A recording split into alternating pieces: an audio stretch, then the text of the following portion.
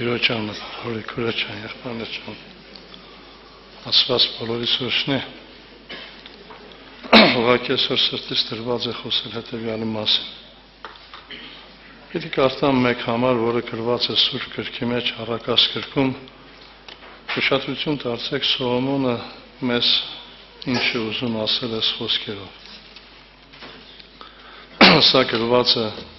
առակաց 6-րդ գլուխ 6-րդ համար։ Գնա մրջյունի մոտ, ով ծույլ, նրա ճանապարհները տես, իմաստուն եղիր,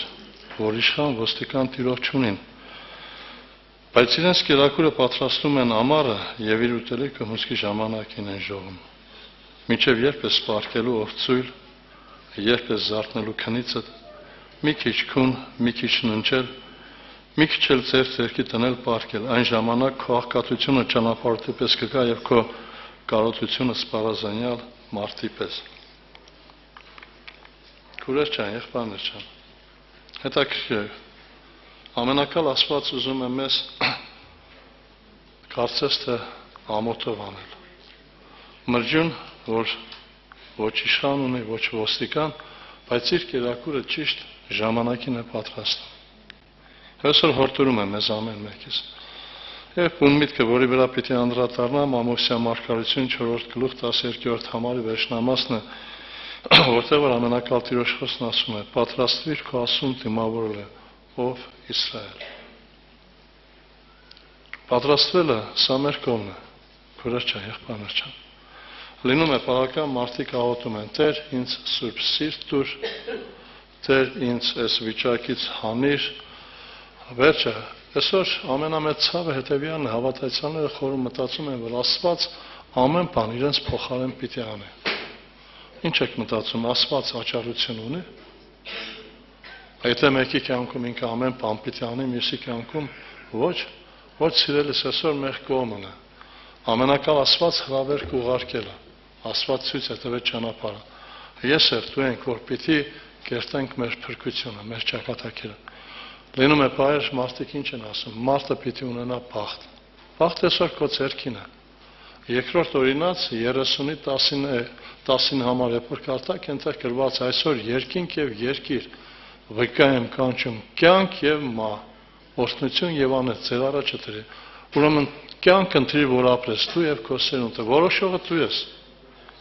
Այսօր քոնտրության պահն է, դու ես որոշում, Աստծո հետ ապրել կամ Աստծուց զատ ապրել։ Քուրեր ջան, բայց նախապես ասեմ նաև հետևյալը, լինում է պարակա, որ այսօր մարդը խորում մտածում է ինքը պիտի ապրի թե Աստծո հետ, թե իրեն ուզած կյանքով, ոչ սիրելիս։ Մարդը երկու տիրոջ չի կարող ծառայել, մեկին կսիրի, մյուսին կատի։ Եվ սրա համար ուղղակի կուզեմ, որպեսզի մեր կողմը ուշադրություն դարձնենք եւ ես եւ դու կարողանանք այդ գալուսյան ժամանակահատված դիմավորել ամենակալ Տիրոջը։ Առաջինը մեր կողմը ինչ է պետք, որ մենք կարողանանք պատրաստվել դիմավորել Աստծուն։ Քուրեր ջան, եղբայրներ ջան, առաջինը պետք է հավատք։ Եթե մարդը չհավատա, ինքը երբեք չէ պատրաստվի։ Հիմա հարցնում են մեզ, ամեն մեկից հավատում ենք մեր խոսքը այո եւ ամենը,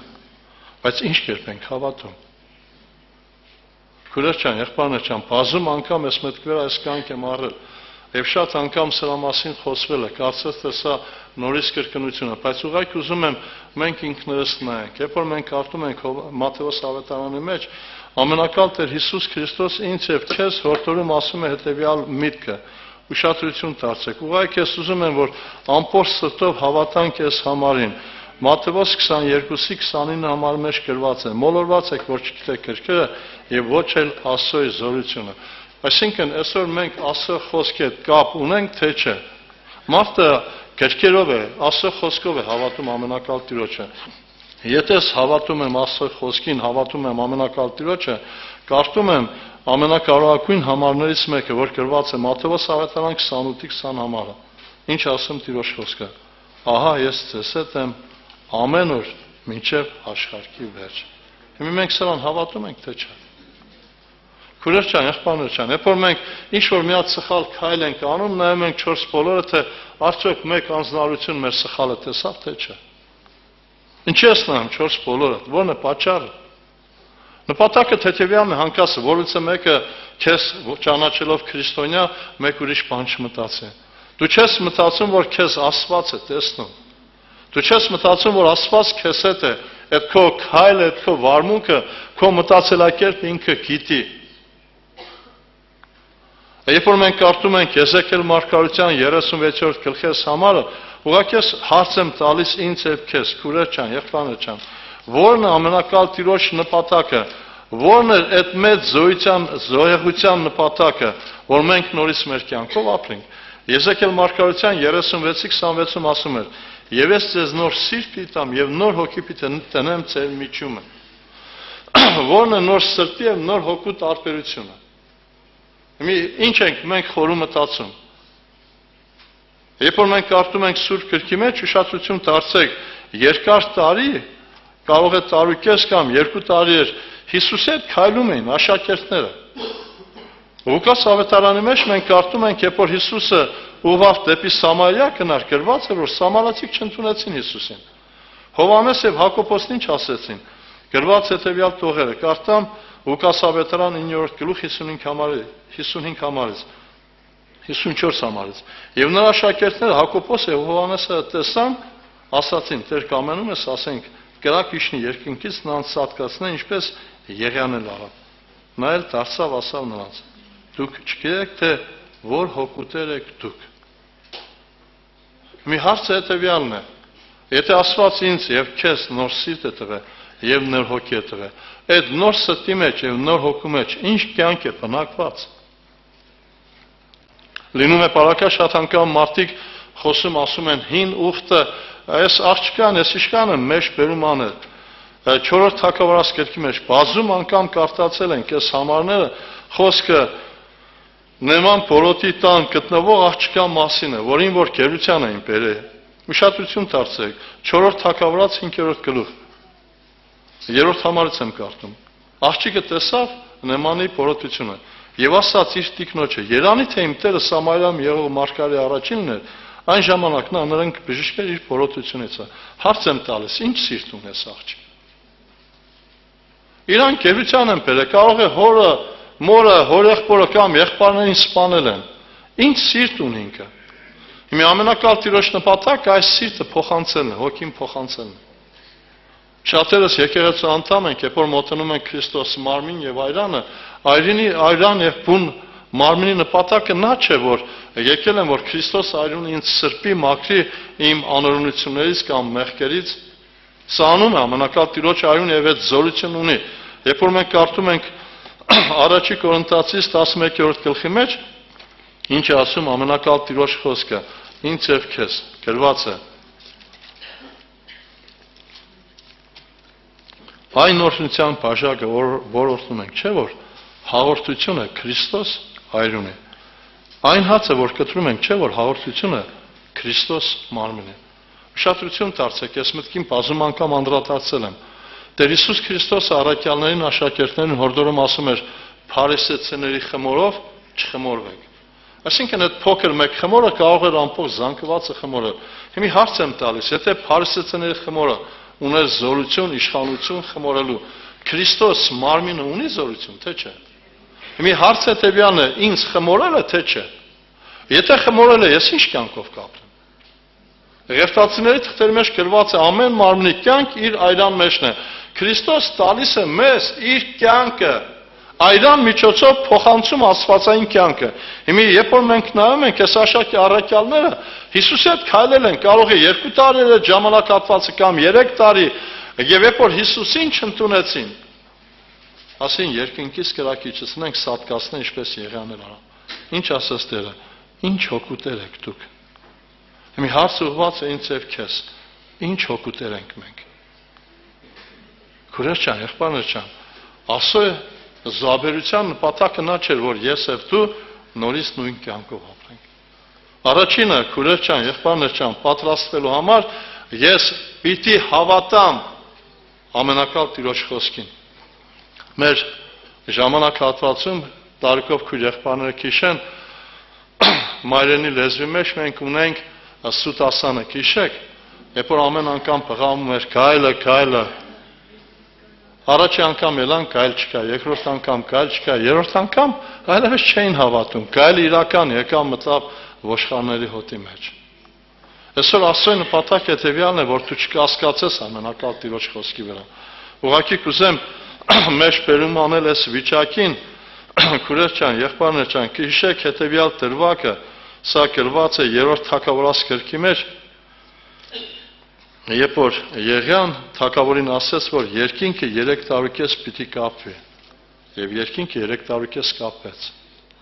Ուշադրություն դարձեք Եղիային, աղոթում է։ Առաջի աղոթքի ժամանակ պատասխան չկա։ Երկրորդին չկա, երրորդին չկա։ Կարդում եմ սա 3-րդ Թագավորաց 18-րդ գլուխ։ Եվ Եղիան ասաց Ակապին. վեր կնա, կեր ու խմիր, որովհետև անձրևի սաստիկ ձայն եմ լսում։ Եվ Ակապը վեր կնաց ուտելու, խմելու, բայց Եղիան վեր կացավ կարմեղոսի գլուխը, ծռվեցավ մինչև գետին, երեսը դրավ իր ծնկների մեջտեղ եւ ասաց իր պատանին. վեր կնա, մտիկ աղա դեպի ծովակոմը։ Եվ նա վեր կնաց, մտիկ աղավ եւ ասաց. մեկ բան չկա։ Եղիան ասաց. դարձյալ կնա 7 անգամ։ 7-րդ անգամ ասեց. ահա մի փոքր ամպ մարդի ծերի չափով բարձրանում է ծովիցը։ Եվ նա ասաց. վեր կնա, ասիր Ակապին, լցիր եւ իջիր, որ անձրևը քեզ չբռնի։ Քուրեր ջան, եղբայրներ ջան, հետաքրքիր, ուղղակի ինքդ քեզ մեկ բա Եղիայի տեղը դիր։ Առաջի աղոթքիդ պատասխան չկա, 4-ին չկա, 5-ին չկա, 6-ին։ Եթե ես լինեի, երևի փախնեի Ակապի երեսից, որպեսզի չբռնվեի։ Բայց ինքը հավատում էր ամենակալ Տիրոջ խոսքին։ Այսօր քուրեր ջան, եղբայրներ ջան, շատ անգամ խոսվել է, շատ անգամ քարոզվել է, մանավանդ համացանցում ամեն մեկ անձնարություն Երևալու համար ասում է մոտեցել է ժամանակը, այսօր է հափշտակությունը, մյուս օրն է հափշտակությունը, տարիներ առաջ, 1 տարի առաջ էր իշքան ասեցին, թե սեպտեմբերի 23-ին հափշտակություն է, 23-ը տեղի չունեցավ, ասեցին սխալ ենք միտքը հասկացը, քուրեր ջան, եղբայրներ ջան։ Ես միշտ ասում եմ հետևյալ միտքը. այն մարդը, որ պատրաստ է, նշանակություն չունի, 1 տարի հետո կգա, թե 2 տարի հետո դերը, ինքը պատրաստ է Տիրոջը դիմավորելու։ Եվ այսօր ամենակալ Տիրոջ նպատակը հետևյալն է, որ ես եւ դու հավատանք ամենակալ Տիրոջ խոսքին, հավատանք Տիրոջը, որ կա իրոք հարություն, կա հափշտակություն, կա հավիտենական կյանք։ Եթե ոչ, մեր հավատքի հիմքը իրոք լոկ մարմնավորն է։ Եվ սրա համար ուղղակի ես կուզեմ, որպեսզի լուրջ ուշադրություն դարձնենք ամենակալ Տիրոջ խոսքին։ Մի հատ համար պիտի կարդամ Սուրբ գրքի մեջ Հոբը 33-5 համարում այսպես ասում։ Այստեղ թարգմանության մեջ մեկ ուրիշ ձև է, բայց նա արդարություն եւ իրավունք է սիրում։ Երկիրը լիքն է Տիրոջ ողորմությունը, արդարություն եւ իրավունք։ Քուրեր ջան, եղբայրներ ջան, Աստված արդար է։ Եվ ամենակալ Աստված ամեն բան անում է, որ ես եւ դու իրոք ժառանգենք հավիտենական կյանք։ Քուրեր ջան, եղբայրներ ջան, խնդրանքս հետևյալն է, այսօր մեզ պատրաստվել համար ընդամենը պարզ երեխայի պես պիտի հավատալ իրեն եւ ապրել իրեն խոսքով։ Լինում է պարական մարդիկ հավատքը բանաձևերով են բացատրում մարդու համար անհասանել է։ Հավատքը այնքան պարզ է, այնքան հասարակ, որ երեխան կարող է ընդունել եւ հավատալ։ Աստված մեզանից մեզ բան չի պահանջում։ Ես համար, երբ որ մենք կարդում ենք Եբրայեցիս 11:6 համարի մեջ գրված է. եւ Աստծուն մոտեցողը պետք է հավատա, թե նա կա։ Ինչ չափով եմ հավատում Աստծոյ գոյության։ Այսօր ամբողջ տիեզերքը ցույց է տալիս Աստծո արարչակրություն։ Հավատում ենք սրան։ Հավատում ենք, որ որդին ուղարկել է մեր մեղքերի թողության համար հարություն արել, բայց հարցս իրոք շատ հասարակ է։ Հավատում ես, որ Աստված ամեն օր քեզ հետ է։ Եթե Աստված քեզ հետ է ամեն օր, ինչ կերպ պիտի ապրես։ Լինում է որ եղբոր հետ ճանապարհ ես գնում, նայում ես եղբայրը հոգևոր բաների մասին է խոսում։ Բայց իմանում ես, որ երբ որ մոտը հոգևոր մարդ չկա, ուրիշ ձև է խոսում։ Եղբոր ներկայության մեջ ինքը հոգևոր իրեն պահում, բայց Աստծոյի ներկայության մեջ իրեն հոգևոր չի պահում։ Որտեղ է հավատքը։ Հետաքրքիր է, երբ որ մենք կարդում ենք Սուրբ գրքի մեջ, Հռոմեացիս 6:23 ես ամեն անգամ ասել եմ. մեղքի վարձքը մահ է։ Հավատում ենք մենք սրան։ Եթե հավատում ենք, ինչ ենք մեղք գործում։ Լինում է պայ, որ մարդկանց հետ խոսում ես, ինչ են ասում։ Մարդը մեղանչական է, ինքը չի կարող մեղք չգործել, սա բացարձակ սուտ է։ Ամենակալ Աստված եկավ, որպեսզի մենք փոխված կյանքով ապրենք։ Առանց մեղքի։ Ինքը Պետրոս առաքյալը հորդորում էր ինձ եւ քեզ ասելով. ձեր կանչող Սուրբին պես դուք ալ սուրբ եղեք, ձեր բոլոր վարմունքներումը, չի գրված կես վարմունքներումը։ Հիմի հարց ինչի չենք ապրում, քուրա ջան, եղբայրներ ջան։ Ես միշտ մտածում եմ այս դրվագի վրայով գործ կառակելուց կարդում ենք այս անձնավորություններին, Անանիային, Սափիրային, որից մեկը չէր ասել ունեցվածքը ծախեք կամ ագալակը ծախեք, գումարները բեր առաքյալների ոտքերի տակ։ Բերեցին ունեցվածքի, այսինքն ագալակի գնի կեսը դրեցին, Պետրոսը հարցրեց, «Էս չափ ծախեցիք», ասեցին, «Էդ չափ»։ Ընդամենը մեկ սուտ խոսեցին, մարդ եւ կին։ Գրված է Անանյան ընկավ մահացավ, եւ Անանյան հենց որ այս խոսքը լսեց, վայր ընկավ եւ հոգին հանեց, եւ մեծ վախ եղավ ամեկի վրա, որ այս լսեցին։ Հիմի հարց եմ տալիս, մենք լսել ենք, թե չես մասին։ Շարունակությունը, կարդում ենք կնոջ վրա։ Գրված է, Պետրոսը պատասխանեց եւ ասաց. ասիր ինձ, թե աշխապ ծախեցիք ակալակը, նա էլ ասաց, այո, այդչափ։ Պետրոսը նրան ասաց. ինչ է որ միաբանվեցաք դուք, որ Տիրոջ հոգին փորձեք, ահա մարդը թողունների ոտքը տրան մոտ է, քեզ էլ կանեն։ Եվ նա իսկույն վեր ընկավ, ոտների առաջ հոգին հանեց։ Երիտասարդները ներս մտան, նրան մեռած գտան, եւ հանեցին իր մարդի մոտ թաղեցին։ Եվ մեծ ահ եղավ բոլոր եկեղեցու վրա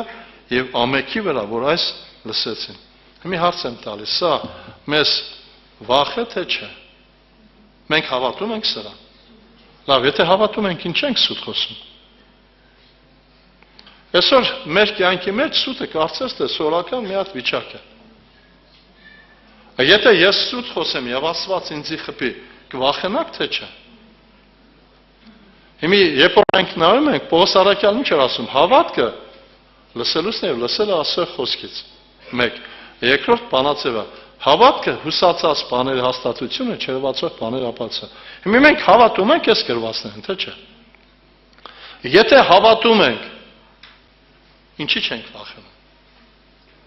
Քուրեր ջան, եղբայրներ ջան, սուտը սպանում է քո մեջ հավատքը։ Սուտը Աստծո հետ հանդգնություն է։ Ուղղակի ուզում եմ պատկերացնես, Աստված ստախոսներին երկինք չի տեղափոխում։ Աստծո առաջին ստախոսությունը անընդունել է, ստախոս լեզու։ Հարցս հետևյալն է, երբ որ ես սուտ խոսում եմ, հավատում եմ, որ սրա համար պիտի պատասխան տամ։ Ամենամեծ խնդիրը սա, մենք շատ անգամ երբ որ խոսում ենք, չենք հավատում Աստծո ասածին։ Եվ ինքս այսօր ամենակալ Աստված ուզում է, որպեսզի մեր կյանքի մեջ այդ հավատքը ձևակերպի։ Բայց դուք սներ ձեր անձեր ամենասուրբ հավատքի վրա շինեցեք։ Հուտա 20 համար։ Այսինքն սուրբ հավատ, որ կասկածանք չկա, ամեն ինչում հավատում է։ Ռուսերենի մեջ երբ որ մենք կարդում ենք սուրբ բառի տեղ շատ տեղեր գրված է ճիստ, մաքուր հավատ ունեցեք, առանց խառնուրդի,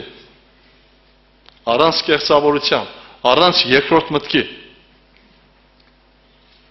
Քուրեր ջան, եղբայրներ ջան, այսօր կուզեի, որպեսզի մենք լույս մտածենք այս մասին, բացրացվել Տիրոջը դիմավորել։ Եվ Եվրայեցիս 11-րդ գլխի մեջ, երբ որ մենք կարդում ենք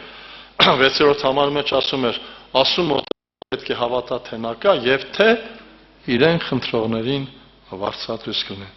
Այս մասին շատ եմ խոսել, ուղղակի չեմ ուզում սրա մասին կանգ առնել։ Եվ երկրորդը ինչ պիտի անեմ։ Քուրեր ջան, եղբայրներ ջան, որպեսզի պատրաստվեմ։ Ուսանողը պատրաստվում է քննության, աշակերտը քննության։ Ինչ է անում։ Այսօր մենք մեր վրա աշխատանք տանում ենք, պատրաստվում ենք։ Ներքին սենյակ, Սուրբ Գրքի ընթերցանություն, բազում անգամ խոսել եմ սրա մասին։ Թող Տեր օգնական լինի եւ կուզեի, որպեսզի լուրջ մտածենք որ գալիս են ժամանակահատված գլխիկոր չկանգնենք։ Եվ կուզեմ մեջ բերում անել հետևյալը, որ այսօր շատերս զբաղված ենք տարբեր բաներով։ Մարմնավոր, աշխարհային, մեր համար առաջնային է ոչ թե հոգևորն է, այլ մարմնավորը։ Կուզեմ մեջ բերում անել Սուրբ Գրքի մեջ, ուշադրություն դարձեք ամենակալ Աստված ինչ է հորդորում ինձ եւ քեզ։ Մատթեոս ավետարան 25-րդ գլուխ 8-րդ համարը 10 կույսերի մասին է խոսքը։ 5 ունեն ավելյուղ, 5 չունեն։ Երբ որ չունեցողները մոտեցան, ունեցողներին ասացին, թե ձեր յուղից տվեք, որովհետև մերը պակասում է, ասացին, միգուցե մեզ էլ չբավականացնեք, գնացեք ծախողներից առեք։ Այսինքն մարդը ուներ վիճակ ունենալու այդ յուղը։ Կամ երբ որ մենք կարդում ենք Մատթեոս ավետարան 22-րդ գլխի մեջ, 2-ից 6 համարները հարսանիքի հրավերքն է, երբ որ անուն առ անուն կանչել էին, մոտեցան եւ ասացին, որ արդեն հարսանյաց հանդեսը պատրաստ է, Տերը ձեզ սպասում է։ Մեկն ասաց, ես զբաղված եմ, ներող կլինես իմ հրաժարականը, մեկը ասաց, կին եմ առը, մեկը արդ եմ առը, մեկը ես եմ առը։ Քուրես ջան, եղբայրներ ջան, հիշեք Փիլիպեցիս 6-րդ գլխի մեջ գրված հետևյալ տողերը, որտեղ որ ամենակալ Տիրոջ խոսքը ինձ եւ քեզ հորդորում է այս մասին։ Ներողություն Փիլիպեցիս 4:6 համարից։ Ոչինչի հոգս մի կանեք։ Այսօր մենք ինչի մասին ենք ավելի շատ հոգս անում։ Որն է մեր հոգսը։ Նայում ես անձնավորությունը, պրոբլեմների մեջ է, նյութական, ֆիզիկական, այնքան է մտածում, այնքան է աղոթում, բայց հոգևոր, որից է մեկ բան չկա, իրեն կյանքի մեջ սա մասին չի մտածում։ Տարիներ առաջ մեկը մոտեցավ, ասաց, աղոթենք, որպեսզի տղաս քննություն է անցնում 5 ստանա։ Այս տղան Աստծուց հեռու է։ Ինքը չի մտածում, աղոթենք, որ երեխան գա եկեղեցի, փրկություն ունենա։ Մի հարց եմ տալիս, այս մարդու համար փրկությունը իրական է։ Ինքը հավատում է, որ կա հավիտենական կյանք։ Եվ Պողոս առաքյալը Փիլիպեցիս թղթերի մեջ սա էր ասում 4:6 համարից, ոչինչի հոգս մի կանեք, այլ ամեն բանում աղոթքով, աղաչանքով, գոյությունով ձեր խնդրվածները թող հայտնեն ասում։ Եվ Աստծո խաղաղությունը, որ ամեն մտքից վեր կպապանե ձեր սիրտը, միտքը Քրիստոս Հիսուսում։ Բուն նպատակը մեկն է, որ Քրիստոս Հիսուսի մեջ մենք մնանք, պահպանվենք Քրիստոսի մեջ։ Այս համար ինչ է պետք անել։ Քուրես ջան, եղբայրներ ջան, առաջի պարբերականը, առաջի կոնտեքստը հետևյալն է, պատվերը ամենակալ Տիրոջ կողմն է, ոչինչի հոգս մի կանեք։ Այսինքն հոգսին պատասխան տվողը Տերն է։ Ես շատ անգամ եղբայրները խոսել են այդ մասին, մեջ բերում անելով այդ երիտասարդին Հովսեփ։ Հետաքրքիր է, այդ տղեն ինչի չէր մտածում։ Որն էր պատճառը։ Ինքը հավատում էր, որ կա մեկը, որին որ ինքը վստահում եւ հավատում է, ամեն բան կան է։ Քույրս, եղբայրս, այսօր մենք առավել ենք, բայց մեր վստահությունը Աստծո վրա։ Ես եւ դու հավատում ենք, որ ամենակալ Աստված ինձ եւ քեզ, երբ որ պատվեր է տվել ոչինչ հոգս մի արա, այդ հոգսին պատասխան տվողը ինքն է։ Եվ վերջի ժամանակահատվածում շատ է օգտագործում ողջ Երեմիայի 3-րդ գլուխ 37 համարը, որ ասում է. Ով է նա, որ ասի եւ կատարվի, եթե Տերը չի հրամայ։ Այդ այսօր երկինքը չի խոսել այդ մասին, ոչինչ չի լինի։ Ինչ էր ասում Սաղմոս 2-ում։ Զուր են անքուն մնում պահապաներ, եթե քաղաքը Աստված չպահպանե։ Այսօր Տերն է պահպանողը։ Եվ սրա համար ինքը ամենակալ Աստված ուզում է, որ ես եւ դու պատրաստվենք։ Պատրաստվելու համար առաջինը ես պիտի ամբողջ սրտով հավատամ ամենակալ Տիրոջ խոսքին։ Եվ այսօր շատերը խորը մտածում են, Աստված ուշացնում է իր գալուստը, Աստված չի ուշացնում։ Աստված նայում է այսօր ինձ եւ քեզ։ Եվ սա իրեն մեծ սիրո ողորմությունն է, որ դեռ պատրաստ չենք, ուշացնում է,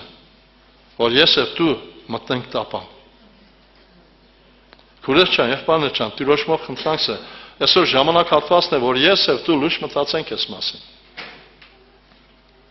Այսօր նայում եմ քանում եկեղեցու մեջ մարդիկ անտարբեր են պաշտամունքի հանդեպ։ Հետաքրքիր է, Դավիթը 122-րդ Սաղմոսում ասում էր. ես ուրախ եղա, երբ որ ինձ ասեցին, թե Տիրոջ տունն էր տան։ Ամենամեծ ուրախությունը ո՞րն է։ Այն օրը մեկին եմ տեսել, դրսից եկե, ասում եմ, ինչի՞ չես գալիս եկեղեցի։ Զբաղված էի, բարեկամներին հազիվ հասցնում եմ։ Քուրս ջան, եղբայրներ ջան, քո հարազատը ով է։ Գնում ես այնտեղ, ով որ քեզ է հարազատ։ Դավթի համար առաջի համար 1 հարազատությունը եկեղեցին է։ Եվ այսօր Աստված ուզում է, որ ես եւ դու սրա մասին լուրջ մտածենք։ Եվ կուզեմ այդ պատրաստման վրայով հորդորել Եբրայեցիս թղթերի մեջ գրված հետևյալ տողը 10-րդ գլխում 24-25 համարների մեջ Պողոս առաքյալը հորդորում ասում էր հետևյալը. Եվ կուզեմ, որպեսզի լուրջ նայենք սրան, եւ զգուշանանք իրար հանդեպ դեպի սերը, բարի գործեր կրկրելով, եւ չթողնենք մեր իրար հետ ժողվել, ինչպես ոմանց սովորություն է, բայց իրար հորդորենք եւ այնքան ավելի որքան որ տեսնում ենք օրը մոտեցած է։ Եղբայրներ ջան, քուրեր ջան, օրը մոտեցած է։ Մի ամենակալ Աստված ուզում է, որպեսզի ես եւ դու մտածենք ինչպես Դավիթն էր ասում։ Երբ որ կարդում ենք Դավթի սաղմոսների մեջ, ուշադրություն դարձրեք Դավիթը 27 սաղմոսի 4-րդ համարում ինչ էր ասում։ Մեկ բան կխնդրեմ Տերիցը, եւ այն շատ կփափակեմ, որ Տիրոջ տանը բնակվեմ իմ կյանքի բոլոր օրերը։ Մենք այստեղ ինչ ենք հավաքվել։ Որն է հավաքվելու նպատակը։ Աստված իմ աղոթքին պատասխան տա։ Կտա։ Բայց դրանից հետո ինչ կփոխվի քո կյանքի մեջ։ Այն օրը եղբայրներից մեկը ճամփարում մի հատ բան պատմեց, Աստված իրեն կյանքի մեջ ինչ ողորմություն է արել։ Եվ ասաց հետևյալը. ես ասում պարտք եմ։ Ամբողջ կյանքս։ Ինչ էլ անեմ այդ պարտքս չեմ կարող լրացնել։ Քուրեր ջան, եղբայրներ ջան, խնդրում եմ լուրջ մտածեք այս մասը։ Սուրբ գրքի մեջ գրված է Եբրայեցիս թղթերում առանց այրուն թափելի թողություն չի լինում։ Եվ նույն Եբրայեցիս թղթերի մեջ ուշադրություն դարձեք կարդում եմ։ Սա գրված է 9:22-ում առանց այրուն թափելու թողություն չի լինում։ Կարդում եմ Եբրայեցիս 10-րդ գլխի մեջ հետևյալ տողերը։ Ինչ է ասում ամենակալ Աստված։ Ուշադրություն դարձեք։ Եվ ամեն քահանապետ ամեն օր կանգնած պաշտոն է կատարում։ Եվ նույն պատարակներն է մատուցանում շատ անգամ, որ երբեք չեն կարող մեղքեր վերանել։ Բայց սա մեղքերի համար մեկ պատարակ մատուցանալով մշտնջապես նստեց Աստծո աջակողմը։ Մեղքերի թողություն ունենալու համար, փրկություն ունենալու համար պետք էր այրուն թափել, այրուն, որը ուներ զորություն սրբելու, մաքրելու եւ կնելու։ Որից է մեկ զոհի այրուն իրավասություն չուներ եւ չուներ այդ ուժը կամ զորություն արժեքը, որ ինձ եւ քեզ թողություն տար։ Տատը վճռված էր, մեղքի վարձքը մահ։ Ամենակալ Աստված իր որդին զոհեց, որ ես եւ դու կյանք ունենանք։ Հիմի հարց եմ տալիս, մենք ասուն իշքան ենք պարտք։ Մենք սա տեսնում ենք։ Իր որդի Քրիստոսով ունենք կյանք, որ ապրում ենք, իրեն հաշվին ենք ապրում։ Խնդրանքս հետևյալն է, քուրեր ջան, եղբայրներ ջան, այսօր լուրջ մտածեք, լուրջ ապաշխարություն է պետք, պատրաստվել է պետք, Տիրոջը դիմավորելու։ Մի որ ասում ենք պատրաստվել, չի նշանակում ես իմ ինչեր անել։ Ընդամենը պարզ հավատալ, որ կա հավիտենական կյանք, որ Աստված պիտի կա մեզ իր մոտ տանելու։ Սրա համար, քուրեր ջան, եղբայրներ ջան, սուրբ կյանք պետք է ապրել։ Իսկ այդ սուրբ կյանքը այնքան հեշտ է։ Ես միշտ ինձ հարց եմ տալիս, մեղքի կյանքով ապրելն է հեշտ է, սուրբ կյանք։ Շատերը ասում են մեղքի կյանք։ Չէ, քուրեր ջան, եղբայրներ ջան։ Ամենահեշտը սուրբ կյանք ապրելն է։ Հարց եմ տալիս, մարդ սպանելը հեշտ է։ Հա? Մի հարց, մարդ սպանելն է հեշտ է, մարդ ներելը։ Որն է հեշտ։ Քուրեր ջան, եղբայրներ ջան, Աստված մեզանից մեծ բան չի պահանջում։ Եվ այդ ամենի հիմքը լոկ մեկ բանն է, որ ես եւ դու իրեն հետ ապրենք հավիտյանս հավիտենից։ Երբ որ մեղք ես գործում, գիշերը քնում ես, թե չէ։ Իսկ որ հանկած մեկի կողքին ես կանգնում, ինչ-որ մի հատ լավ բան ես անում, ո՞նց ես քնում գիշերը։ Տերն օշն է։ Այսօր հորտորս եղբայրներ են, քուրեր եղբայրներ ջան, ժողովուրդը պակասում է, չեն կարես, ով պիտի մտածի։ Կարող ասես հոգնած եմ, դժվար է։ Երբ որ այդ հոգնած վիճակով 2-3 այցելություն անես, գիշերը կգաս, ամենալավը կքնես այդ օրը։ Տերը բոլորիս օշն։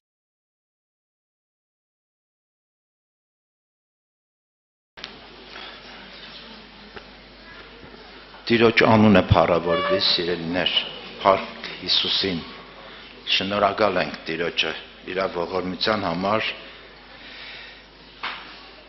Սկզբից լոր 11-ը անց էր արդեն 10-15 րոպե ավելի քիչ ենք։ Էլի որոշ մարդիկ եկան, մեր շարքերը որոշ լծվավ, բայց քիչ ենք սիրելիներ։ Ինչպես եղբայրն ասեց, հաջախելությունը քիչ է, գիտեք։ Ես այդպես եմ մտածել ու մտածում եմ արդեն շատ երկար տարիներ, երբ որ հավատքի խոսքը բացվել է ինձ, Տիրոջ ողորմությունը հասել է, իմ մտածմունքս մեկն է եղել։ Գոնե Կիրակին Տիրոջն է պատկանում, սիրելիներ։ Ու երբ որ առիթ է լինում ինչ-որ պահերի մեջ, ենթադրենք, վերջը մի տեղ են հրավիրում կամ կանչում են, հավատացեք ենքան դժվարությամբ եմ համաձայնվում, ասում եմ գոնե պաշտամունքը վերջանա, նոր գնամ։ Գիտեք ինչի սիրելիներ, մի բան ասեմ, երևի բոլորս դրա կարիքը շատ ունենք։ Մենք ամբողջ շաբաթ շատ հոգսերով, գործերով վազում ենք։ Հիմա այս Կիրակին 2 ժամ Տիրոջ ներկայության մեջ պիտի լինենք, ու այդ 2 ժամը, ինչ որ տվեց այդ 2 ժամը, ինչ որ Տիրոջ ներկայությունից դու առար լծվար, քեզի պետք է ամբողջ շաբաթ պահե։ Հիմա 2 ժամը կրնա մի ամբողջ շաբաթ պահե։ Էդ էլ է հարցը, բայց որ այդ 2 ժամն է կորցնում ես սիրելիս, շատ դժվար է։ Հոգևոր մարդը պետք է միշտ կապի մեջ լինի Աստծո հետ, ու ես կուզեմ շարունակել եղբոր խոսքը, այդ միտքը հավատքի վերաբերյալ մի քանի օրինակներ կուզեմ կարդալ, որ բոլորս էլ տեղյակ ենք, շատ լավ գիտենք, բայց կուզեմ կարդանք ու նորից վերհիշելով առաջ գնանք։ Ուրեմն Մարկոս ավետարան 2-րդ գլխի մեջ 1-12 համարների մեջ այդպես օրինակ կա գրված, ասում է եւ դարձյալ մտավ Կապառնայում մի քանի օրից հետո լսվեցավ թե տանն է, շուտով մարդիկ ժողվեցան, մինչև որտեղ չկար եւ ոչ էլ դրան մոտ, եւ նա խոսում էր նրանց Աստծո խոսքը, եւ գիտեք, չէ, մի հատ անտամալույց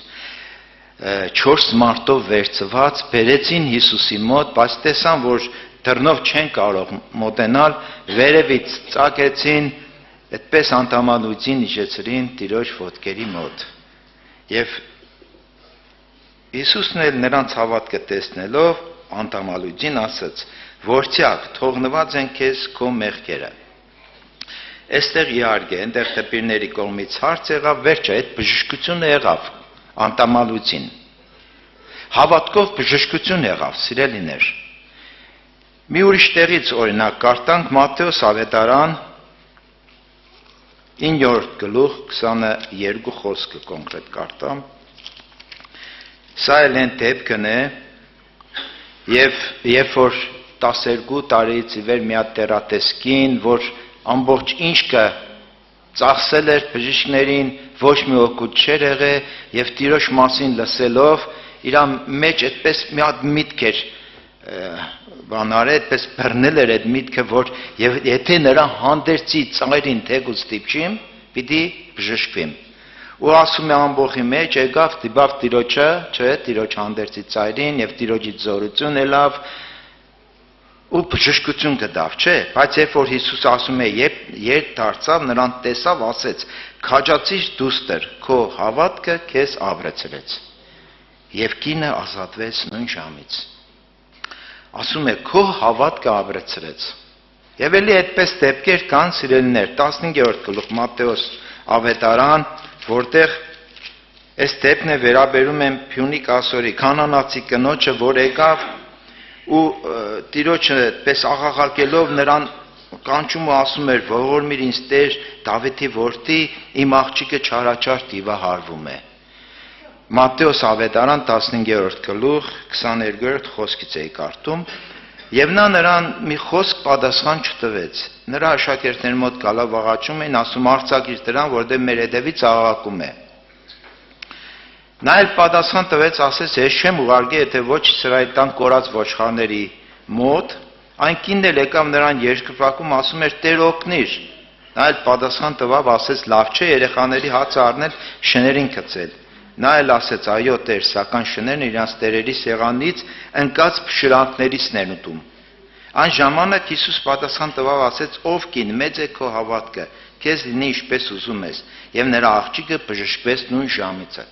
Սիրելիներ, այս օրինակները ինչի համար եմ կարդում։ Մի հատ էլ օրինակ կա։ Կուզեմ այդպես ուղղակի բառերով ասեմ կույր Բարտիմեոսի մասին։ Երբ որ Տերը անցնում էր, հարցրեց, իմացավ ու ինքն էլ աղաղակում ասում էր. «Ողորմիր ինձ, Դավթի որդի, ողորմիր», չէ՞։ Աշակերտներն ասում, ուզում են այդ ժողովուրդը ամբողջ իրան լրացնել, բայց ինքը աղաղակում էր։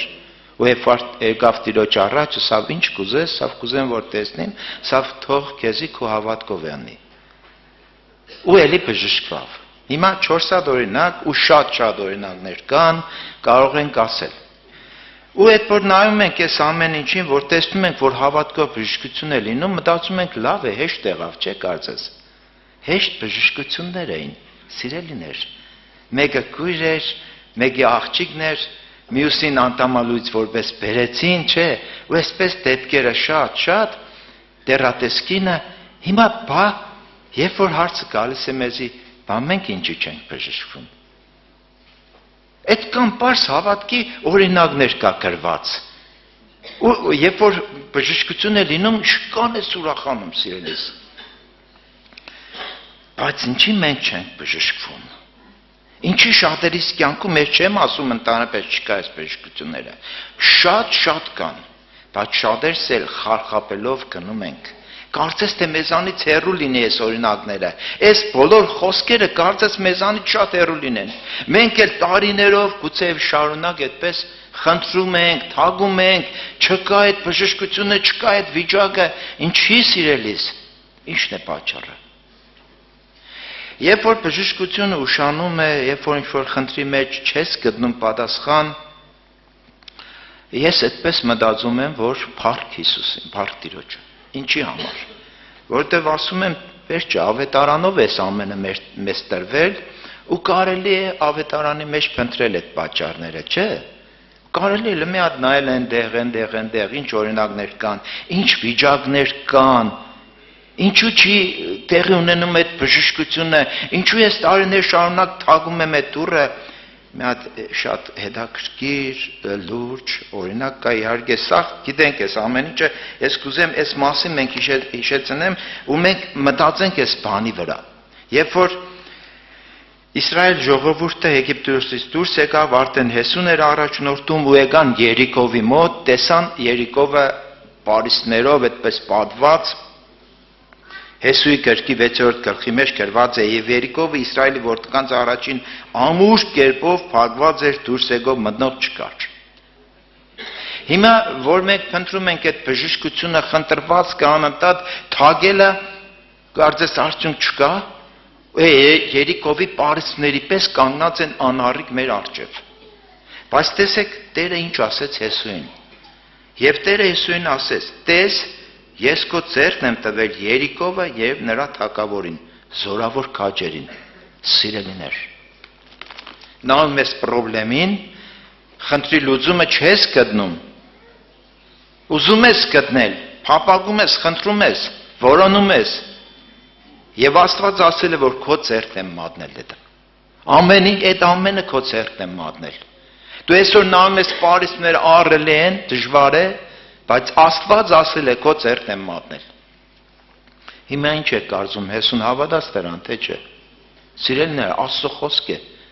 Հեսուն ինչը կրնա չհավատա, ինչը կրնա չընդունել։ Բայց նաև կար միջոց դրան հասնելու, սիրելիներ։ Ու այդ միջոցը ինչ էր, ասում է 7 օր պիտի ֆռակ այդ պարիսպների բոլորը, ամեն առավոտ պիտի ելնիկ ֆռակ, 7-րդ օրը 7 անգամ, հոբելյան փողերը պիտի փչեն, պարիսպները վայր պիտի ինգնեն։ Էս ինչ ընթացք էր, սիրելիներ։ Հիմա մենք նայում ենք Երիկովի պարիսպների այդ քարերին, ասում մտածում ենք, վայ, էս ինչ, չգիտեմ, այդքան օրինակներ կա հավատքի գրված, ու ես ինձ կտեսնեմ շատ տկար է դա ամեն ինչի մեջ, որ այսօր չի ստացվում։ Ինչի չի ստացվում, սիրելիներ։ Ես կուզեմ, որ մենք մտածենք այդ բաների մասին, ինչի այսօր հավատքը չի ստացվում։ Ինչու ես այդպես շատ խնդրվածներ ու կարծես աչքերս կույր լինի։ Այդ որտեղից է, այդ ինչից է այդ ամեն ինչը, սիրելիներ։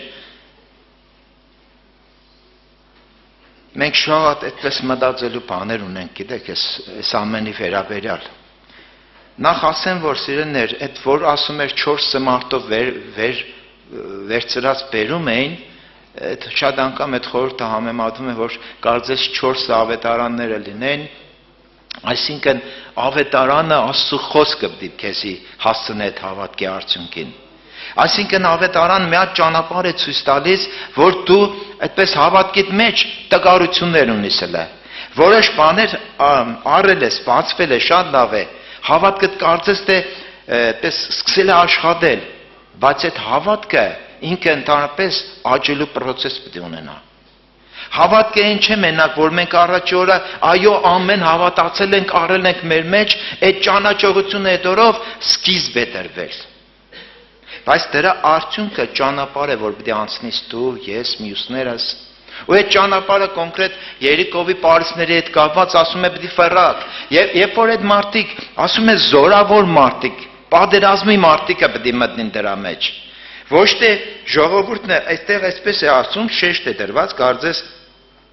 եւ դուք ամեն պատերազմական մարդիկդ քաղաքը շրջապատեցեք։ Պատերազմական, այսինքն եթե դու պատերազմի մեջ ուզում ես մտնել, շրջապատեցիք, քաղաքը սկսեցիք պտտվել ու երևի մտածում ենք թե լավ, պտտվանք այդ քաղաքի շուրջը, տեսանք առելի պարիսպներ, բայց երկնքից խոսք կա, այդ ամենը Աստված մատնել է քո ձեռքը։ Սկսեց աշխատել հավատքը, սկսեց ինչ որ բաներ ընկալել, ըմբռնել։ 7 օր շարունակ այդ պարիսպի շուրջ ու ամեն օր գուցե 7-րդ օրը ես մտածում եմ, որ այդ մարդկանց հավատքը ավելի զորացավ, որովհետև իրանք ինչքան տեսնում էին աչքի երևույթը, պարիսպին նայում են, որ անառիկ է, այդ ոնց պիտի քանդվի։ Իրանք այնքան իրանց մեջ հաստատվում էր Տիրոջ խոսքը, որ ասում էր, «Այս ամենը քո ձեռքն է մատնել, սիրելիս»։ Ու եթե այսօր այդ ամենը մատնվել է քո ձեռքը, դու ինչու չես հասնում այդ արդյունքին։ Գիտեք ինչն է պատճառը, սիրելիներ։ Մենք բոլորս էլ ավետարան կարդում ենք, չեմ կարծում, որ ընդհանրապես կարտացողներ չլինեն, փնտրտուքներ ունենք, նրա ողորմությունը աղոթք ունենք, այդպես մտածում եմ, բայց ինչու չի ստացվում, սիրելիս։ Ինչու է այդ դժվարությունները, գիտեք, եւ եղբայրը համար կարդաց առագած գրքի մեջ, բայց ես հենց 6-րդ գլխից ու 6-ի 9 համարի վրա եմ, այդպես խոսքը ասում է, մինչև երբ ես պարկելու, ով ծույլ։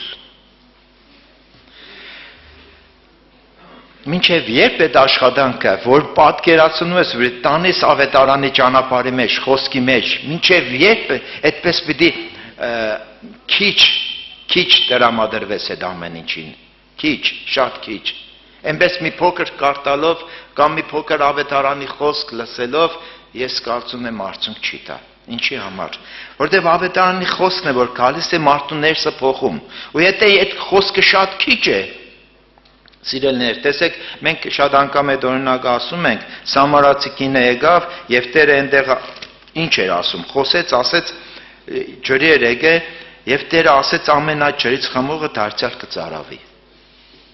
Մենք հավատում ենք այս խոսքին, սիրելիներ, որ աշխարհի ջրերը մեր ծարավը չեն հագեցնի։ Եվ Տերը ասում է, բայց ով որ խմե այն ջրից, որ ես կտամ նրան, նա հավիտյան չի ծարավի։ Այլ այն ջուրը, որ ես կտամ նրան, ջրի աղբյուր կլինի նրանում, որ հավիտենական կյանքի համար կպղե։ Այսօր դու օգտվում ես այս կյանքի ջրերից, այնպես ինչպես Տերն է ցույց տալիս։ Գիտեք, շատերիս մոտ ինչի համար չի ստացվում, որովհետև այդպես մտածում եմ, թե շատերիս աղոթքը նույնիսկ փնտրտուքը, մտածմունքը ավելի շատ աշխարհային բաների համար են, սիրելիներ։ Նույնիսկ մեր աղոթները, եթե մենք լսենք, ուրիշի ձայնով լսենք, մենք կզանազանենք, կասենք, ես ինչ են աղոթում։ Ուրիշի ձայնով մեր աղոթքը լսենք, կասենք, տեսանելի կդառնա, որ այսօր քո փնտրտուքը ոչ թե հոգևոր բաներն են, այլ ավելի շատ հոգս ես անում ընտանիքի համար, չգիտեմ ինչ դժվարությունների համար, խնդիրների համար։ Տարիներ առաջ էլ այդ մասին մենք ասենք առիթ է եղել, եղբայրն էլ օրինակ բերեց, որ եկել էր տղայի համար էր խնդրում, այդպես մի հատ օրինակ էլ կար, իսկ իրական օրինակ, որ տատիկ եկել խնդրում էր թոռան համար, թե խնդրում եմ բանը բժշկական կարծեմ ինստիտուտի համար էր, խնդրենք, աղոթենք, ընդունվավ, սովորավ թոռը, տարիներ անցավ, դարձավ բժիշկ, իր կյանքի մակարդակը փոխվավ, սիրելիներ, մի օր էլ եկավ տատիկին ասեց, տատի էլ մեզ հետ չես ապրելու, ծերանոց։ Էդի եղավ դրա արդյունքը, սիրել, ու այսօր ոչ թե մենակ էդ է, ընդհանրապես մեր խնդրվածքը եթե մարմնավորին է վերաբերվում, մարմնի մեջ սերմանողը, մարմնից ինչ բարի բան պետք է հնձես, բայց հոգու մեջ սերմանելն է մեզի այսօր, սիրելիներ, մեր առջև լուրջ խնդիրներ են դրված, լուրջ ինչի համար, որովհետև ժամանակը կարճ է այլևս, մենք փոխանակ մտածենք մեր ներսի հարցերի մասին, մենք աղոթք ենք գալիս, մենք հավատքի ճանապարհ պետք է անցնենք, Երիկովի պարիսներ կան մեր առջև, պետք է փուր կան, թե չէ մի օր, հաղթություն պետք է գա, թե չէ, ու մենք կենտրոնանանք մեր խնդիրների վրա, թե ինչու չի ստացվում, սիրելիս։ Այդ ստացվելու համար մենք ճանապարհ պետք է անցնենք։ Մենք պետք է անցնենք ավետարանի ցույց տված ճանապարհը։ Մեր փնտրտուքը նրա մեջ պետք է լինի, այդ խոսքերը, որ ամեն օր հորդորական մեզ համար կան, մեզ համար կյանքի ուղեցույց դառնան։ Արագած գրքի մեջ այդպես խոսք կա գրված, չէ, ինձ գտնողը կյանք է գտե։ 8-րդ գլուխ 35 խոսքն է։ Ինձ գտնողը կյանք է գտել։ Ու նաև այնտեղ մի տեղ է կա, այդ տեղն է կուզեմ կարդամ 8-րդ գլխից էլի։ Երանի այն մարդին, որ ինձ մտիկ է անում, որ ամեն օր հսկում է իմ դռների մոտ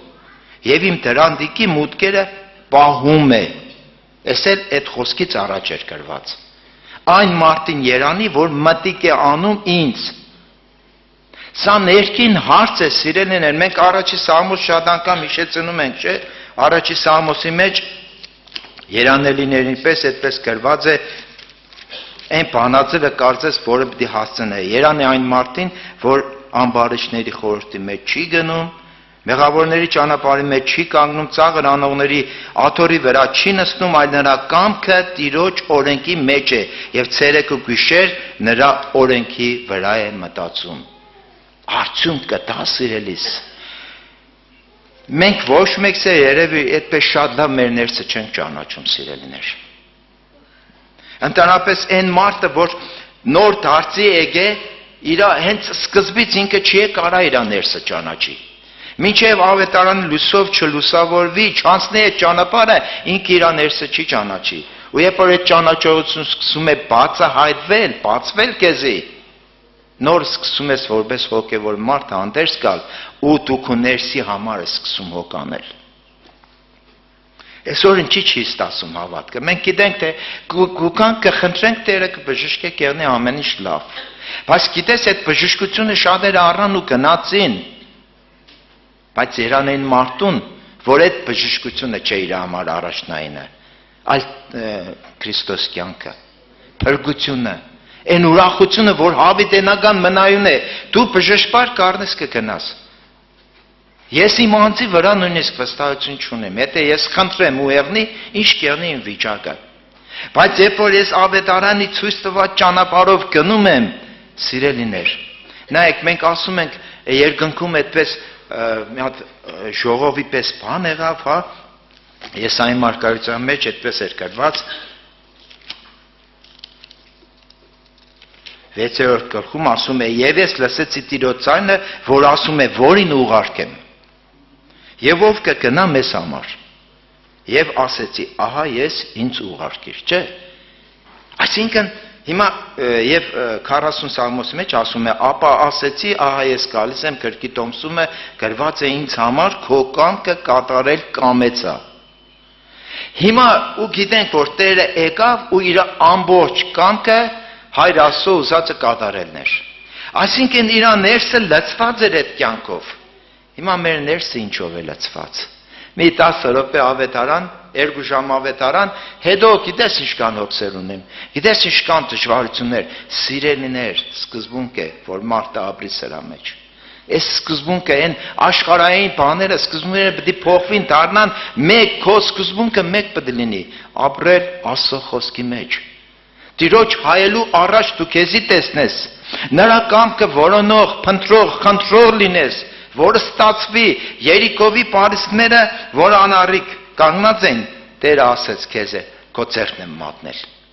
Սա հայտնություն է բոլորիս համար։ Սա խոստմունք է երկնքից։ Այդ հաղթությունը պետք է անի, բայց այդ հաղթությունները պատերազմելով կյանին։ Մի տեղ եմ ուզում կարդալ Առաջի մնացորդած 28-րդ գլխում,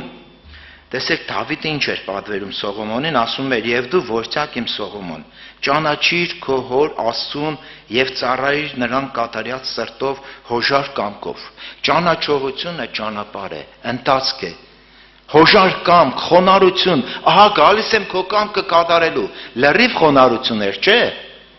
Ֆիլիպեցիների թղթի մեջ ասում է, Աստծո կերպարանքում լինելով հափշտակություն չհամարեց նրան հավասար լինել։ Այլ իր անձը խոնարհեցրեց, ունայնացրեց, ծառայի կերպարանք առավ, հնազանդ եղավ մինչև մա եւ էնել խաչի մա։ Եվ հիմա Սողոմոնին պատվիրում ասում էր, ճանաչիր քո Աստծուն, քո հոր Աստծուն, ծառայի նրան կատարած սրտով, հոժար կամքով, որովհետև Տերը քննում է բոլոր սրտերը, գիտե խորհուրդների բոլոր միտքը։ Եթե նրան որոնես, նա կգտնվի քեզ համարից, եթե նրան թողես, նա էլ քեզ կթողի հավիտյան, սիրելիներ։ Փնտրտուք է պետք, շատ լուրջ, Աստծո հետ ապրել է պետք։ Այդ հայտնությունը մենակ այն առաջի օրը չէ, որ ուրախացել է մեզի։ Մենք բժշկված կլինենք առաջի հերթին հոգևոր, եթե մենք գնանք իր ձեռքերի մեջ, իր ցույց տված ճանապարհով, խոնարհվենք իր կամքին։ Այդ բժշկությունները կգան։ Մարմնի ախտը, մյուս բաները, ես այդ առաջնայինը դա չէ, սիրելիներ։ Առաջնայինը հոգու հարցն է, որ այսօր մենք Աստված իր հոգով, իր որդու միջոցով հաղորդություն է տվել մեզ իր հետ, կապել է մեզ իր հետ։ Մեր ուրախությունը, սա մեծ բան է, սա մեծ ուրախություն է։ Հովհաննես Նարակյանն ասում էր, գրում ենք ձեզ, որ ձեր ուրախությունը կատարյալ լինի։ Սա է մեզ համար առաջնայինը։ Ու տեսեք շարունակության մեջ մենք գիտենք, որ Դավիթը պատվեր էր տվել Սողոմոնին, շատ բաներ էր պատրաստել, որ տուն պետք է շինվեր Աստծո համար, չէ՞։ Ու նայեք այստեղ շարունակության մեջ ինչ հետաքրքիր բաներ կա նշված, ասում է հիմա տես, որ Տերը քեզ ընտրեց սրբարանի համար տուն շինելու, զորացիր ու կատարիր։ Եվ Դավիթը իր որդի Սողոմոնին տվավ, մի քիչ կարդա, մի քիչ երկար է, բայց շատ կարևոր է։ Դավիթը իր որդի Սողոմոնին տվավ Սարայի նրա սենյակների, նրա գանձարանների, նրա վերնատների եւ նրա ներքին շտեմարանների եւ խաղության գաղափարը։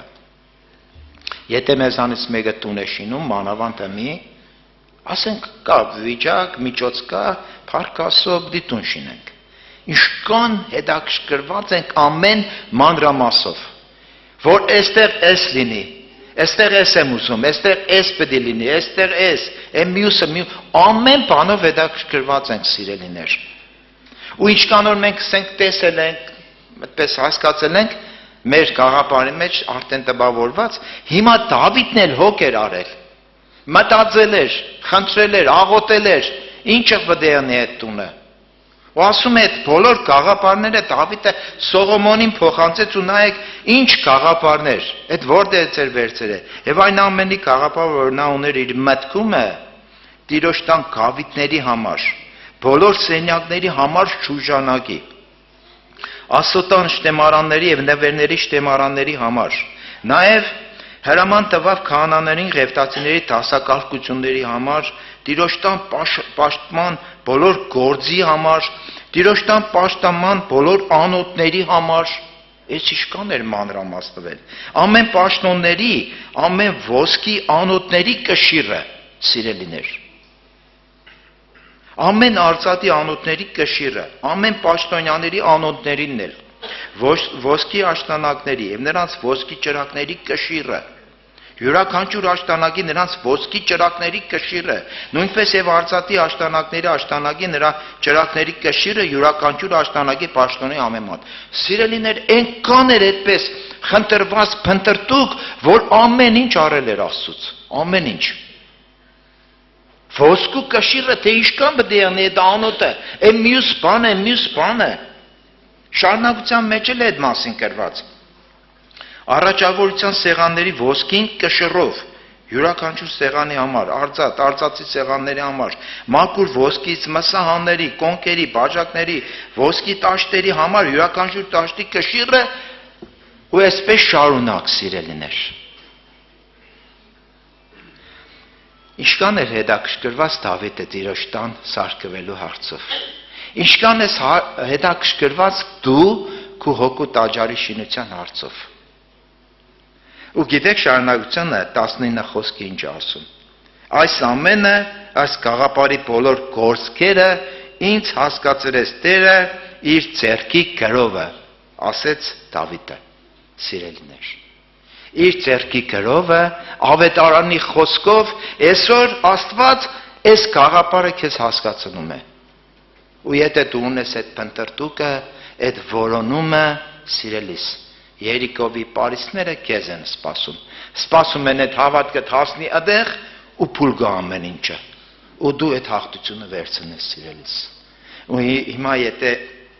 ինչ որ բան չի ստացվում, մեր ներսը նայենք, սիրելիս, ոչ թե Աստծո խոսքը խոսնունքն է պակասել, այլ մեր ներսը պատրաստ չէ, ու Աստված իր խոսնունքը երկայնամտությամբ, համբերությամբ երկարացնում է, որ ես ու դու փնտրտուկով հասնենք այդեղ, սիրելիներ։ Ուրեմն մեր փնտրտուկը, մեր սրտի որոշումը որը պետք է լինի, Տեր ջան, ես ինչքան նայում եմ, ինչքան ես անձամբ ինձ ասում եմ, ինչքան քիչ եմ կարտացել, ինչքան քիչ եմ փնտրել, շատ անգամ այն ժամանակը, որ կարող ես տալ Աստծուն, 1000 ու մի բանի վրա վատնում ես, արդյունքում էլ ասում ես, ես օրն էլ անցավ ու մի բան չառա Աստծուց։ Աստծուց չեն առնում, չգիտեմ, հեռախոսի մեջ չգիտեմ ինչ նայելով, առօրյայի մեջ չգիտեմ ինչ հարցերը լուծումով։ Աստծուն առնում են Աստծուց, Աստծո խոսքից։ Ուզում ես Աստված քեզ հետ խոսա, կարտա Սուրբ Գիրքը։ Մտորե, աղոտ կարա, եւ Դավիթի խոսքի պես, եւ սա պատահական չէ, ասում է, այս ամենը, այս գաղափարի բոլոր գործքերը ինձ հասկացրեց Տերը իր ձեռքի գրովը։ Այդ գրվածքը ամենքից ձեռքին է ու Աստված կարող է ամենքից հասկացնել։ Թող Տիրոջ անունը փառավորվի։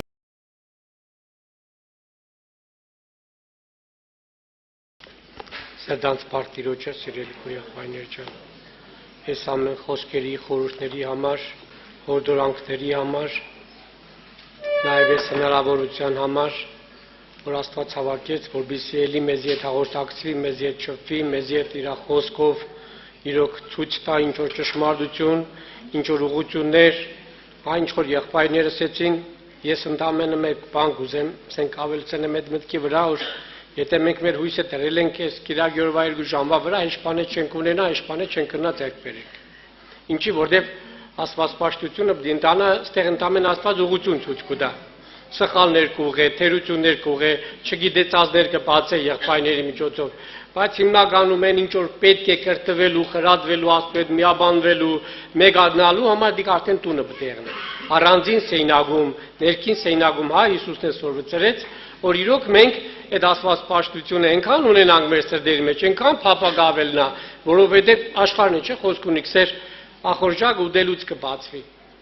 Այսինքն մարդը ձգտե կփափագի Աստծուն ճանաչելուն, Աստծուն մոտենալուն, Աստծուն հավատալուն, Աստծու հետ ապրելուն, երբ որ իրոք իր ներսը այս ամեն ինչը կընթանա։ Բայց եթե մարդը կբավարարվի այն ինչով ինքը ունի, բնականաբար դրով էլ կհանգստանա։ Հիմի մեզի պետք է որ Աստված կուզի որ ավելի լուրջ, ավելի խորը իրան հայտնե մեզի, ավելի խորը բացե իրան երկայություն, իր խոսքի հայտնությունով տեղի ունենա մեր կյանքի մեջ։ Ու տեսեք, ես ընդամենը եղբայրների խոսած այդ մտքի վրա ման փոքր միտք ուզեմ ձեզ իդ կեսիմ ու Աստված օգնե, որպեսզի իրոք այս ճշմարտությունը, այս միտքը մեր մեջ տպավորվի, բացվի, հասկանանք, որտեղ իրոք սոր մեջ կյանքի իրոք խորհուրդ կա, որը պետք է մեզի հավատքով ընդունել։ Տեսեք, եղբայրներս ասեցին, որ առանց հավատքի անհնարին է իրոք Աստծուն մոտենալ, Աստծուն հաճելի գտնվել, առանց հավատքի իրոք ոչինչ մարդ Աստծուց չի առնի, Աստծուց հետ բան չի կրնա վերցնել, բայց այդ հավատքը նաև պետք է մեզի տանի Աստված ճանաչողության։ Որ այդ հավատքը արդեն ոչ թե հավատանք հասնենք այն մեր պարագային, որ իրոք կնանանք ասենք ոչ թե ես կհավատամ, արդեն գիտեմ, որ իրոք Աստված բարի է,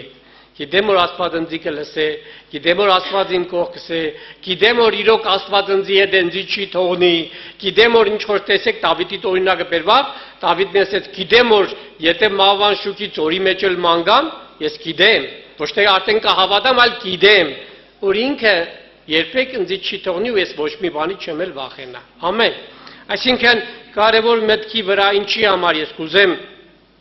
խոսենք իրար հետ պես կիսվենք, տեսեք, երբ որ մենք հետ կվերադառնանք Ադամի ու Եվայի պատմության մեջ, հա, Ադամն ու Եվային իրոք Աստված անձամբ ինք իր ներկայությամբ խոսեցեց, որ գիտեք ինչ, այս չար ու բարու ծառից չուտեք, որտեղ եթե կերակ կմեռնիք, բայց պիտի ուտեք կենաց ծառից, որպեսզի ապրիք։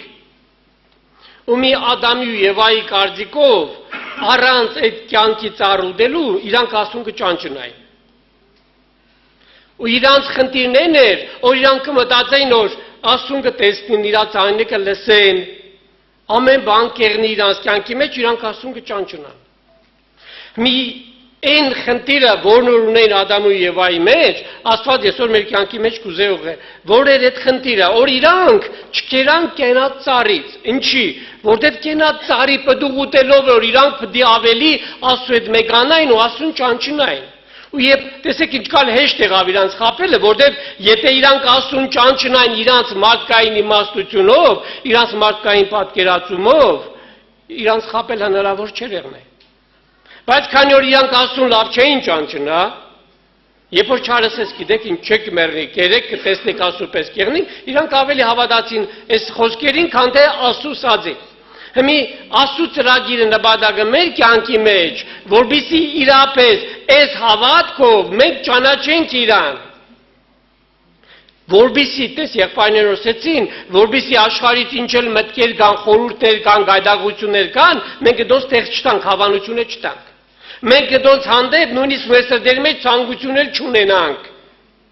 Փախնենք այդ ամեն ինչից, բայց տեսեք, եթե կհաջողվի հագարագործին այդ ցանկությունը գցել մարդու սրտի մեջ, այդ ցանկությունը կամաց իր գործը կենե։ Ես չեմ կարծում մեկից չարսեց, որ գիտես ինչ, այս պտուղը վերցրեք ու կերեք, որտեղ գրված է, որ սկզբից նայեց եւ անտեսա, որ ցանկալի էր, իրեք դուրեգան էր, իրոք շատ լավ էր, ինչ կարա տոր մեջը, ես չեմ հասկնա, դոր մեջ ինչ վատ բան կա, քսեն մի կերեք, ինչ վատ բան կա, քսեն մի կերեք, դոր մեջ ինչ վատ բան կա։ Ու այս հանգություն իր մեջ եղնելով կամաց տարավանոր, որ ինքը առանց որևիցե խղճի խայտի կերավ այդ պտուղը։ Ու մեր կյանքի մեջ էլ մի պետք է որպեսզի մենք այդ Աստված պաշտություն ունենանք մեր սրտերի մեջ։ Բայց առանց կենաց պտղի, առանց Սուրբ Հոգու ներկայության, առանց իր հետ մեկանալու, իր հետ հաղորդակցվելու, մենք Աստծուն չենք էլ կրնա ճանճնանք։ 12-րդ գլուխը Կորինթացիների 3-րդ համարի մեջ առաքյալը կբացատրել, ասել մեկը չի կրնա Հիսուսին գա, եթե ոչ Սուրբ Հոգով, ու մեկը Հիսուսին Տեր չի կրնա ընդունել, եթե Սուրբ Հոգին իր մեջ չգործե։ Հիմի մենք մարդկորեն կրնա, ինչ որ պատկերացում ունենք Աստված պաշտության վերաբերյալ, Աստծու խոսքի վերաբերյալ, որը կարելի է ենել, որը չի կարելի ենել, որը ճիշտ է ենել, որը ճիշտ չի ենել, բայց հավատացեք, այս ամեն ինչը մեզ Աստված պաշտության չի տանի, սի կրոնավորության կտանի։ Սի կտանի ավելի շատ փարիսեցիական դիրքորոշման, որ սի մենք պետք չենենք, սի պետք չենենք։ Ու տեսեք չան էսավ, իրոք Աստված սելոր չուդեք, այսինքն բաներ կար արկիլված է, բաներ կար դուք չեք ենե, բաներ կար ինչի չես ենե, որ լերատես նայմ ինչ կա տոր մեջ վատ, հա, Հիմի Աստված ցույց տվեց առաքյալների միջոցով Աստծո խոսքի միջոցով, որ լսե դու պիտի հոգու հետ միաբանվես, որտեղ այն ինչ որ Հիսուս գործել է մեր կյանքի մեջ, այն ինչ Հիսուս պատրաստել է ինձ ու քեզի համար, Աստծո հոգին է եկել որ ինձ ու քեզի սորվեցնե, Աստծո հոգին է եկել ինձ ու քեզի կարողություն տա, որպեսզի այս ճշմարտությունը ճանչնանք, որպեսզի այս ճշմարտությունը մեր հոգիների մեջ հաստատուն հիմք եղնի, ու չերերանք, չտատանվենք են երիտասարդական նոր նախնական հավատքի շրջանի պես, այլ հաստատ հիմք ունենանք Աստծո խոսքի վրա, որ հոգին իր գործը կկատարի մեր մեջ։ Հիմա եթե բնականաբար ես հոգու հետ հաղորդ չեմ, ընդամենը թեկուզ աղոտ կենեմ, թեկուզ գիրքը կարդամ, թեկուզ պաշտամունքի գուկամ, սիգնձի ընդամենը կապահովե այս կրոնական մասը։ Կրոնական մաս, այսինքն իմ մարդկային խիղճը, ինձ քսուր, աղոտել ես էլի, կարդացել ես էլի, մարդիկ սպես էլի, եղել որ, երբ որ հոգևորները չփել եք, վայ մոռացել է առավոտ աղոտել, վայ մոռացել է այսօր գիր կարդալ, հա, այսինքն սիգնթամեն են պահանը, երբ որ մարդը կպահե իր մարդկային մարմնավորությունը ապահով վիճակի մեջ պահելու համար, այ դու կարդացել ես լավ ես երե, դու աղոտ կերել ես լավ ես երե, դու գնացել ես եկեղեցի այսօր լավ ես երե, շատերից դու առավել ես, որտեղ մարդիկ չեն եկել, բայց դու եկել ես, բայց ես կուզեմ հիշեցնեմ, տեսեք, ինչ տեղ ունեցավ այն հարսանիքի ժամանակ, երբ որ Հիսուսը իր թագավորի հետ հրամանով բոլոր եկել էին հարսանիքի, ու տեսեք, գրածը շատերն էլ նաև հրաժարվել էին այդ հարսանիքի, չէին եկել իրանց հոգսերից, գործերից, բայց գրված է, որ մեկ ազնվորություն էր եկել, որը հարսանիքի հանդերձը չուներ։ Ու երբ որ հարսանիքի տերը ներս մտավ, ասես թե դու ստեղ ինչ գործ ունես։ Դու ստեղ ինչ ես հայտնվել։ Եթե դու հանդերձ չունես, եթե քո ներսը դիրոք Աստծո հետ հաղորդակից չէ, քո ուրախությունը ես չեմ։ Եղբայրները 122 Սաղմոս ասեցին, չէ, Դավիթի գալու նպատակը ո՞րն էր, որ իրոք Աստծո հետ հաղորդակցվեր։ Ոչ թե ցույց տարօրը տեսեք ես ինչքան շատ լավ խոսալ գիտեմ, շատ լավ աստվածապաշտությունը գիտեմ, կսովորեցնեմ, այլ ինքը եկել էր Աստծուն վայելելու, ու այն բոլոր օրինակներն որ եղբայրները բերեցին, իրանց այդ մարդկանց նպատակը մեկն էր։ Ոչ թե մարդկանց ցույց տային որ տեսալ ես ինչ հավատք ունիմ, տես ես ինչը կվազեմ, տես ես ամեն բան թողել եմ, իմ հանդեսնել եմ գցե Հիսուսի հետևից կերտամ, այլ իրաց նպատակն էր իրան սրտերի մեջ Հիսուսի հետ հաղորդակցվելը։ Հիսուսի հետ մեկանալը, Հիսուսի հետ մեկ դառնալը։ Տեսեք, շատ եք կարդացել, Մարգարեության մեջ էլ կա այս համարը, ես կուզեմ սիկ կարդամ գրված է Ովսե Մարգարեության 6-րդ գլխից, 3-րդ համարի մեջ կսե, կճանաչեք եւ ել կհետևեք ճանաչելու Տիրոջը։ Ամեն։ Սիկ երբ կեղնի այս ճանաչողությունը։ Այս ճանաչողությունը կեղնի, երբ որ սացի պես մարդը իրոք իր հոգու աշխարհում միշտ ծարավ կեղնի, փապակ կեղնի Քրիստոս կյանքի հետ հաղորդակցվելու։ Իր հետ մեկանալու հարցերը Քրիստոսի առաջ լուծելու, Քրիստոսով լուծվելու, ոչ թե մտածելու սիկ թե մեղ գործեցի թե չգործեցի, սիկ որ ես շաղոթեցի սխալ էր թե ճիշտ էր, այլ թե իրոք իմ հոգին ծարավ է քեզի, իմ հոգին կարոտ է քեզի, ես չեմ ուզե հեչ բան, ես կուզեմ մենակ քեզի հետ հաղորդակցվեմ։ Ես կուզեմ քեզ հետ շփվեմ, ես կուզեմ իմ հարցերից պատասխանը քեզնով առնեմ, քո խոսքով, քո լույսով, քո հայտնությունով, որ իրոք իմ ներսը ցնծա ուրախությունից, երջանկությունից, լեցված եղնեմ քեզանով։ Ես չեմ կարծոր մեկը ասենք ուրախալի լուր ունենա իր սրտի մեջ, շատ մեծ ուրախալի լուր, ուսպես տրտում դեմով կանգնած եղնի ու հարցնի ինչ է եղել, վախեցած, ասենք գիտես ինչ իմ կյանքի մեջ պես ուրախալի բան է եղել։ Պես չի կրնայակնի, չէ՞։ Բայց մարդ որ իր ներսը Քրիստոս ունի, մարդ որ իր ներսը ունի Տիրոջ ներկայությունը, իրան էլ պետք չէ ասես թե գիտես, սի կարելի են էլ, սի չի կարելի էլ, դու պիտի աղոտ կենես, դու պիտի գիրք կարդաս, դու պիտի իրոք եկեղեցի հաճախես։ Ես համոզված եմ որ այդ մարդուն իրոք ինչ էլ որ եղնի իր կյանքի մեջ, ինչքան խնդիրներ, դժվարություններ, ինքը մենակ ուրախ կեղնի Քրիստոսի խոսքը իր մեջ ունենալով։ Քրիստոսի խոսքը իր մեջ պահելով ու իր երջանկությունը մենակ սիկ կեղնի։ Ինչի, որտեղ իր սնունդը կեղնի Քրիստոսի քայլերին հետևելը։ Քրիստոսի ճշմարտության ճանապարհների մեջ Քրիստոսին սպես են վայելելը, ունենալը, ու այդ բնականաբար հաղորդակցվելը, սնվելը պիտի գա Տիրոջ հետ հաղորդակցությունից, իր քայլերին հետևելից։ Ու տեսեք, ողջ Երեմիայի մեջ ես կուզեմ այս համարը կարդամ ու կանք Տիրոջ առաջ աղոթ կենենք, Մարգարեության այս ողջ Երեմիայից համարները սվավ, ես այս համարը ընդամենը երրորդ գլխից կուզեմ եմ համար կարդամ։ Գրված է 30-րդ գլուխ 37 համարի մեջ, նայեք ինչ կսե։ Նա իր ծնոտը տալիս է նրան զարգողին, կշտանում է նախատինքով։ Հիմա ես կուզեմ ցենք ամեն մեկս մեզի էլի նայենք հարցանք։ Եթե ես մարմնավոր մարդ եմ, ես չեմ գոհանա, ես չեմ կշտանա նախատինքով։ Ես կկշտանամ, որ ինձի կովան, ինձի փառավորեն, իմ մասից լավ բաներ ասեն, իմ մասի անձս բարձրացնեն, ինձի կովան, հանկարծ ինձի չսեն աշկիդ վերևում կա, ես սորով կյանքում չեմ կշտանա։ Բայց եթե իրոք ես եղբայրը հիշեցրեց Աստծուն հավասար եղնելը, հավաստագություն չամարեցի, եթե Քրիստոսի պես ես ունայնացրել եմ իմ անձը, ցածրացրել եմ, ուրեմն իմ կերակուրը ի՞նչն է։